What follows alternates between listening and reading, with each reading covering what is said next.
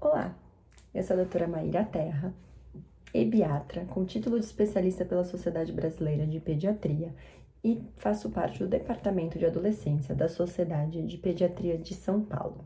Hoje eu vim conversar um pouquinho com vocês a respeito do impacto e a prevenção do coronavírus nos adolescentes.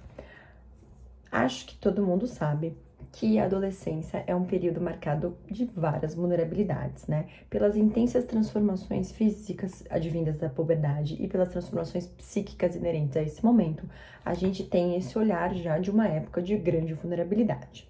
Se vocês lembram bem, temos algumas características psíquicas que falam que o adolescente tem uma separação progressiva dos pais, independente da singularidade de cada um, faz parte desse desenvolvimento psíquico, ao mesmo tempo que tem uma tendência grupal. Então, o grupo tem essa característica de segurança, legitimidade, tudo isso para o adolescente. Bom, pensando nisso, com a pandemia, a gente está vendo que esses adolescentes, eles estão muito angustiados, justamente porque o isolamento social promove exatamente o oposto que as características psíquicas nessa fase exigem. Muitos adolescentes têm chamado esse momento da vida como angústia do isolamento, e não é à toa. Temos visto muitos estudos com aumento de transtornos ansiosos, depressivos, transtornos alimentares e tendências suicidas. O ambiente que eles estão, o tempo todo com os pais, eles veem os pais fazendo home office, extremamente estressados, sem a privacidade, com a privação social, né? Isso tem mexido bastante com a cabeça dos jovens. Bom, tem alguns especialistas em saúde mental que dizem que esse ainda nem é o pior momento pensando nesse aspecto, que pós-pandemia, a hora que vier esse luto social, os adolescentes vão entrar em algo que a gente chama de tsunami, ou seja, vai vir uma onda de transtornos mentais.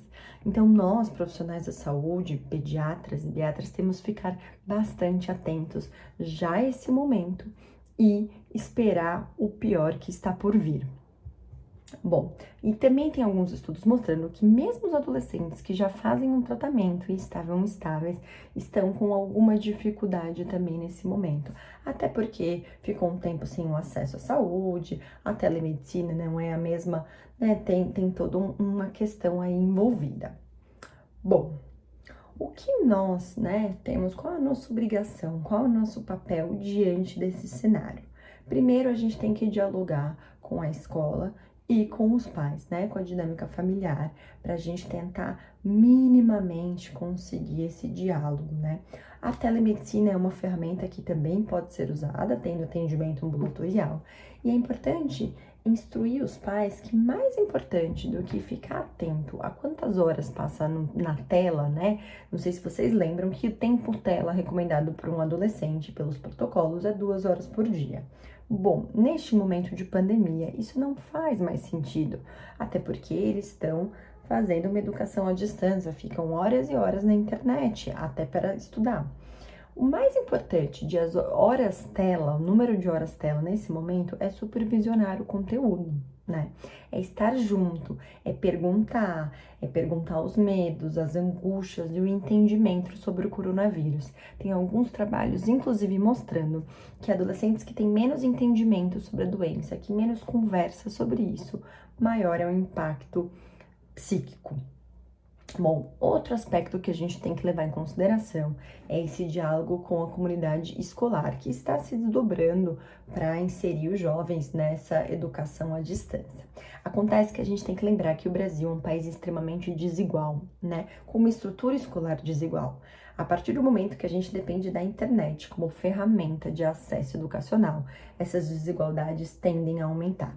Então, a gente já tem que começar a discutir com a sociedade, com a comunidade escolar, como que vamos fazer para mitigar os impactos da pandemia no sistema educacional, né? Como é que a gente vai reduzir essas desigualdades que estão cada vez maiores, né? Qual vai ser nosso impacto na equidade? Como é que a gente vai mitigar isso, né? Então, é algo que a gente tem que discutir.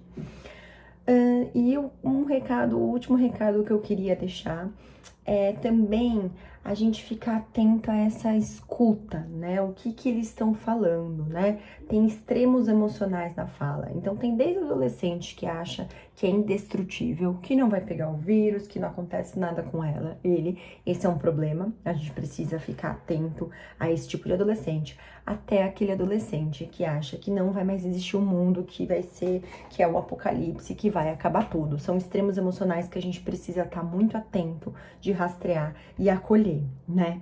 Então, assim, a pergunta que eu deixo para todos nós é: qual mundo os adolescentes herdarão pós-pandemia, né? Como é que a gente vai atravessar esse tsunami, né, de transtornos ansiosos, depressivos, né? Como é que a gente vai encarar isso? Eu gosto de dizer uma frase da Eliane Brum, que diz que quando os adolescentes se matam, eles dizem algo sobre si mesmos, mas sobre a época em que eles não viverão, né? O suicídio é a impossibilidade de fazer parte. Então, nós, pediatras, em conjunto com a família, a comunidade, a gente deve propiciar condições para que esses jovens consigam vislumbrar o mundo pós-pandemia, né? E ressignificar o que foi privados durante o confinamento, né? E também medidas de equidade nesse momento que agrava as diferenças sociais.